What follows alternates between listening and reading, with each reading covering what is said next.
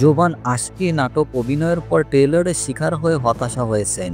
নাটকের ট্রেইলারে প্রকাশের পর তার অতিরিক্ত অভিনয় ওভার অ্যাক্টিং নিয়ে সামাজিক যোগাযোগ মাধ্যমে সমালোচনার ঝড় বয়ে যায়। দর্শকরা তার আবেগঘন দৃশ্যগুলোতে অস্বাভাবিক অঙ্গভঙ্গি নিয়ে হাসি করেছেন, যা তাকে হতাশা করেছে।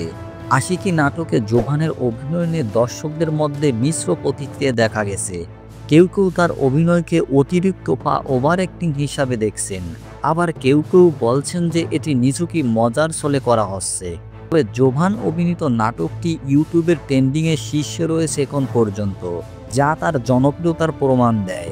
জোভান নিজেও জানিয়েছে যে সম্প্রতি তিনি বেশ কিছু নাটকে কাজ করার কারণে অনেক ব্যস্ত ছিলেন এবং পরিবারের সাথে সময় কাটাতে পারেননি। তিনি এখন কিছুদিনের জন্য বিরতি নিয়ে নতুন কাজ শুরু করার পরিকল্পনা করছেন। জোভান সম্পর্কে আপনার মতামত কমেন্ট বক্সে লিখে জানান।